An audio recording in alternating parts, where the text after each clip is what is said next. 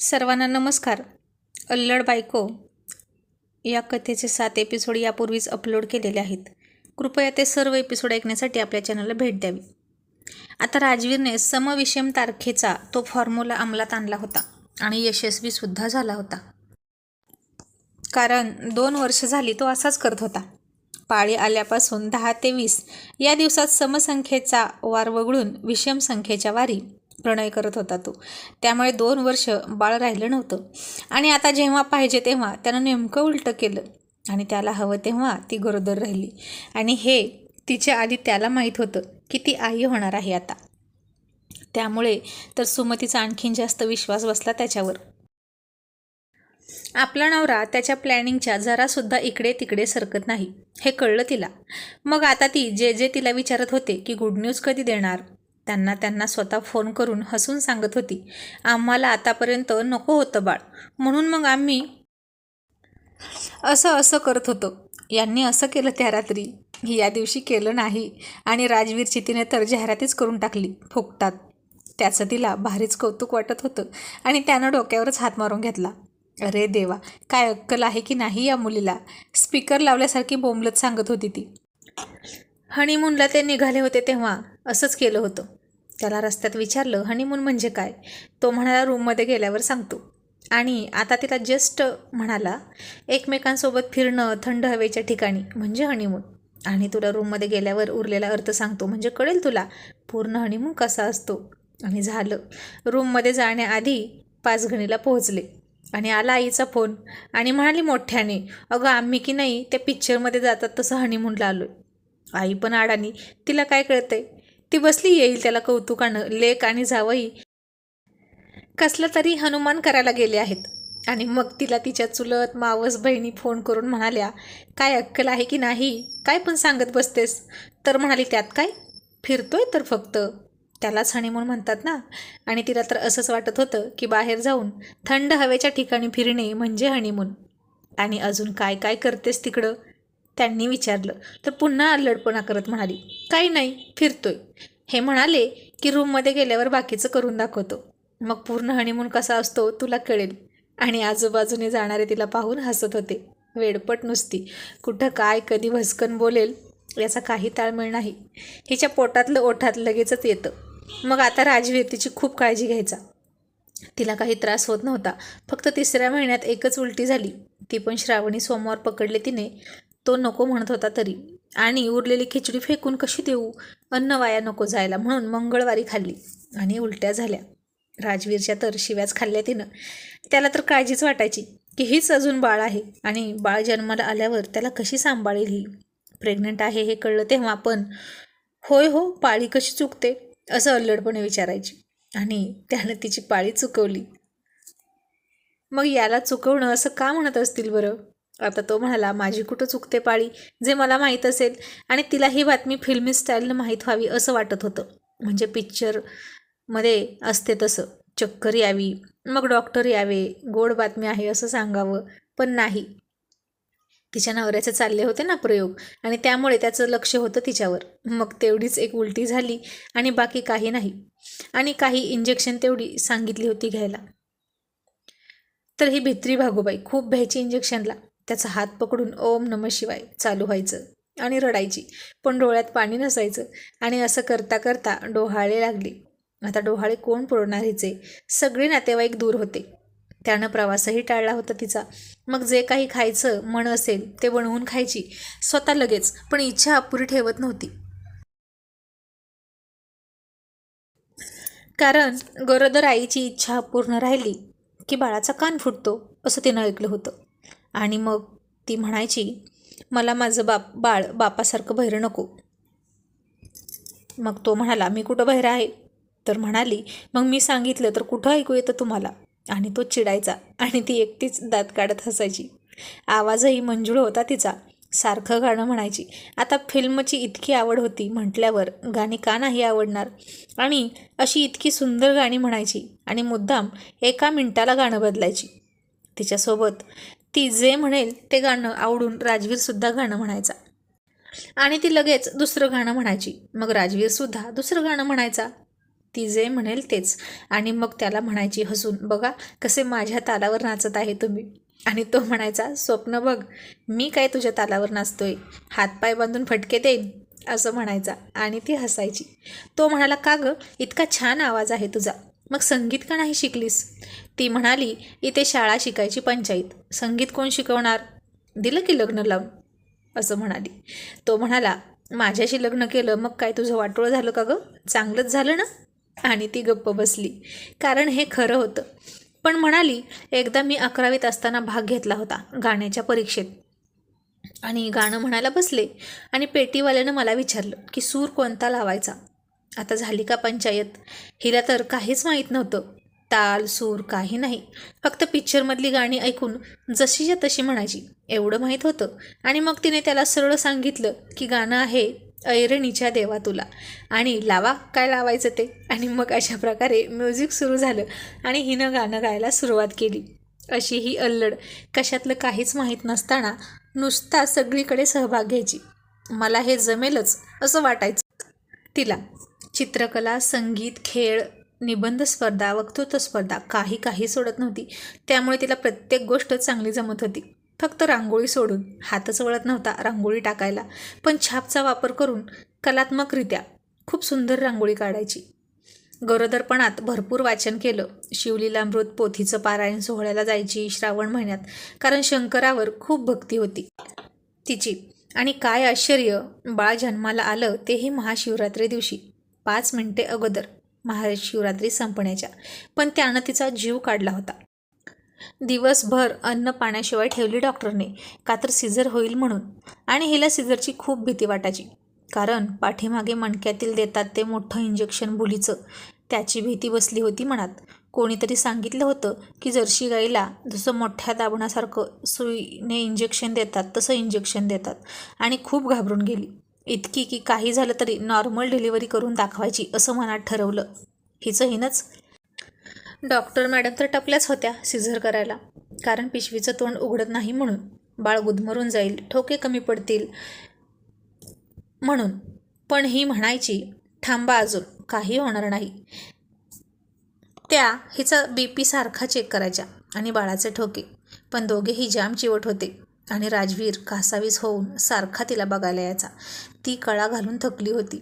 आई होती पण जवळ येत नव्हती. का तर आईनं लेकीची कळ बघितली. तिची लेकीवर सावली पडली की खूप त्रास होतो म्हणे लेकीला. ही अडाणी समजूत. मग आईनं तिच्या मामीला बोलवून घेतलं आणि तिला राजवीर समोर दिसला की खूप राग यायचा. ती तशाही अवस्थेत हातपाय आपटत होती, त्याच्यावर दातओठ खायची. आणि त्यानं विचारलं की कसं वाटतंय गं, की चिडून त्याला म्हणायची, तुमच्यामुळे होतंय हे सगळं, जा इथून. त्याचं तोंड बघितल्याशिवाय न राहणारी ती. पण आता चिडायची तो दिसला की नुसती वरवळ काळजी करत आहे असं म्हणायची. आता त्याला जर तिच्या कळा, प्रसूती वेदना वाटून घेता आल्या असत्या तर त्यानं ती सांगायच्या आत त्या घेतल्या असत्या. पण तो काही करू शकत नव्हता. कितीही तिनं हाकललं तरी पुन्हा तिच्या काळजीने बारीक तोंड करून तिच्या समोर यायचा.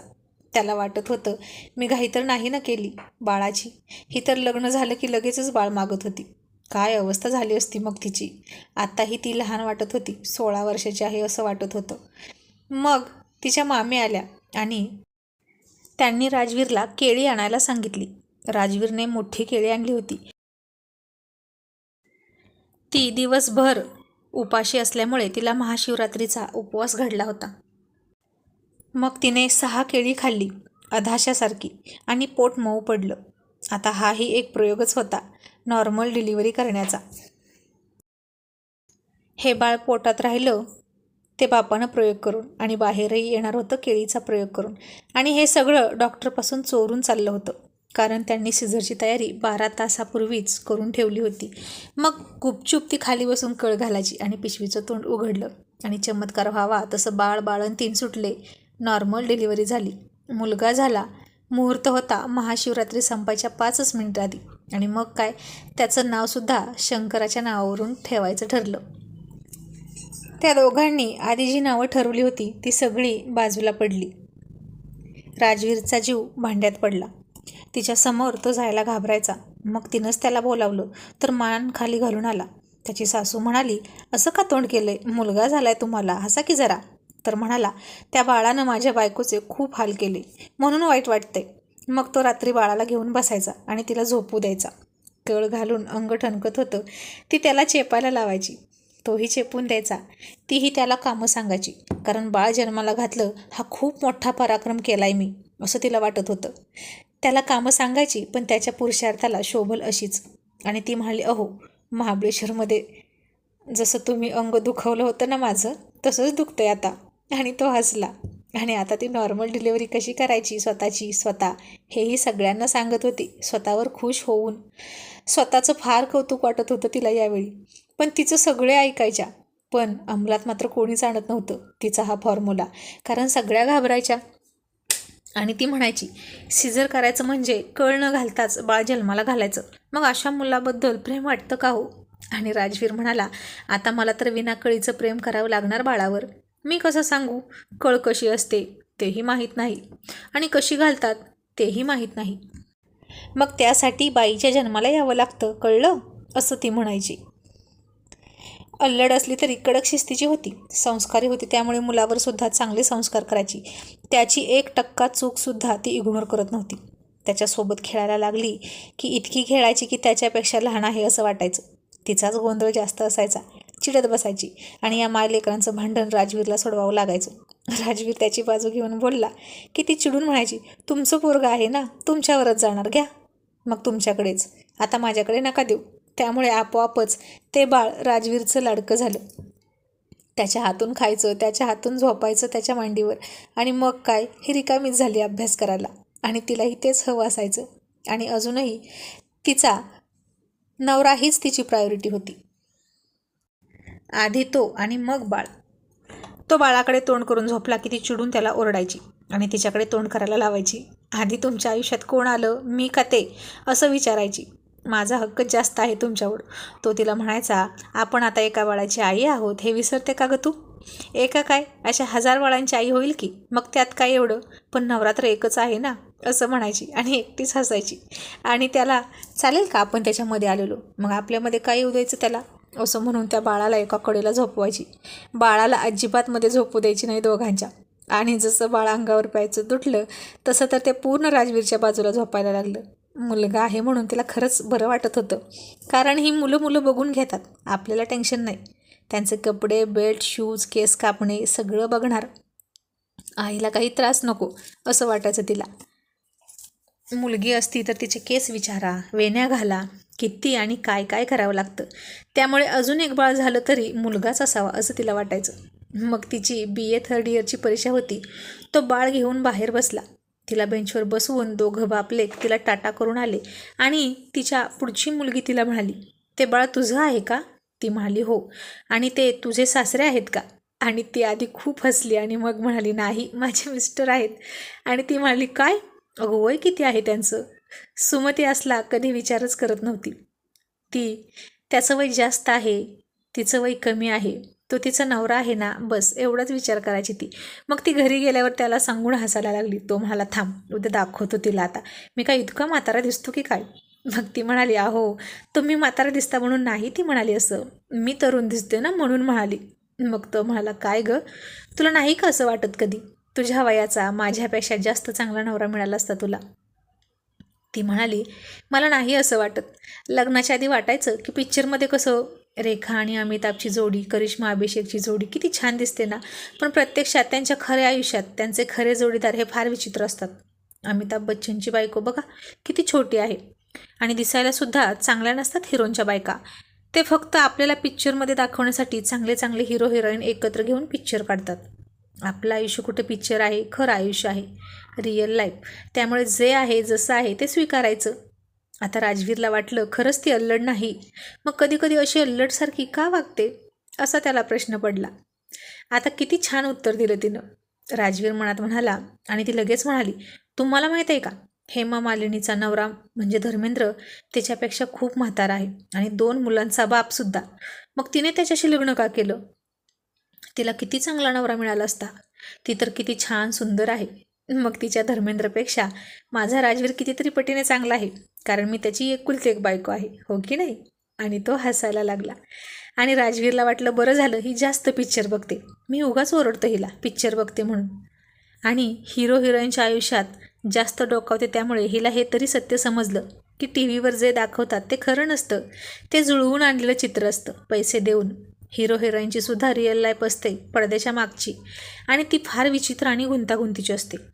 पडद्यावरती ते जितके सुखी आहे तसं दाखवतात, ते प्रत्यक्षात तसं नसतं.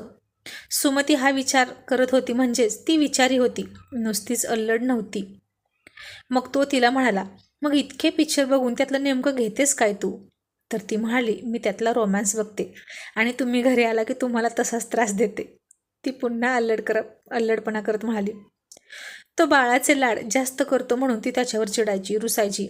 बाळ मांडीवर बसलं की ती त्याला स्वतःच्या मांडीवर घ्यायची आणि स्वतः राजवीरच्या मांडीवर बसायची. आयुष्यभर माझं ओझं असंच तुम्ही उचलायचं, एकुलते एक बायको आहे की नाही मी तुमची, असं म्हणायची. तो एक फार अभिमान होता तिला की मी एकटीच आहे त्याची बायको. कोणाचं काय तर कोणाचं काय, नुसती वेडी होती. ती हट्टाने त्याच्याकडून प्रेम करून घ्यायची, स्वतःचे लाड करून घ्यायची. माझी अल्लड बायको कधी सुधारायची, असं तो कपाळावर हात मारून घेत म्हणायचा. आणि ती त्याचं तेच कपाळ चोळत हसून म्हणायची, वाट बघा. आणि इतकाच माझ्यामुळे तुमचं डोकं दुखतं का? मी तुमच्या कपाळात बसते तर कशाने लग्न केलं माझ्याशी? मी नव्हते आले तुम्हाला म्हणायला की माझ्याशी लग्न करायला या, तुम्हीच आला होता मला पाहायला. आता हा एक आणखीन खूप मोठा अभिमान. राजवीर म्हणाला, चूकच झाली माझी, जे तुला बघितली आणि लग्न केलं. आणि पुन्हा हसून म्हणाली, आता झाली ना चूक, मग भोगा आता आयुष्यभर, नाहीतर द्या सोडून मला, जाते मी माहेरी. आणि तो हसून म्हणाला, सोडली तुला, जा. आणि ती म्हणाली, मग काढा गाडी. नुसती सोडली काय म्हणता, सोडून या मला माहेरी, जिथून आणली तिथं, असं हसून म्हणायची. आणि राजवीर सुद्धा हसत म्हणायचा, वाट बघ. आणि आता तिच्या MAचे पेपर चालू होते. राजवीरने तिला पेपरला सोडलं आणि म्हणाला, पेपर सुटल्यावर इथेच वाट बघत थांब, मी येतो तुला घ्यायला. आणि आता पेपर सुटला, पण तो वेळेवर आलाच नाही. आणि तिला खूप राग आला. तिला अजिबात वाट पाहायला आवडत नसायचं. आणि ती पाय आपटत म्हणाली, स्वतःच्या लग्नात सुद्धा वेळेवर नव्हता आला हा माणूस, कधीच वेळेवर येत नाही. तिचं बाळ शेजारी ठेवलं होतं तिनं, त्याची काळजी तिला वाटत होती. ती चिडून घरी गेली एका ओळखीच्या बाईसोबत, आणि राजवीर तिला घ्यायला आला. ती दिसेना, त्याला टेन्शन आलं, मनात नको नको ते विचार आले. आणि मग तिचाच फोन आला. तो म्हणाला, तू घरी गेलीस, कशी गेली? आणि ती चिडून म्हणाली, आले चालत, आणि फोन कट केला. आणि राजवीर फार संतापला. त्याचं जसंच्या तसं ऐकलं नाही की त्याला राग यायचा, आणि तो रागात घरी निघाला. आणि आता ती सुद्धा खूप चिडली होती. तीही तिच्या शब्दांना धार लावून बसली होती. आता घरी गेल्यावर काय होणार, नक्की पहा पुढच्या भागात.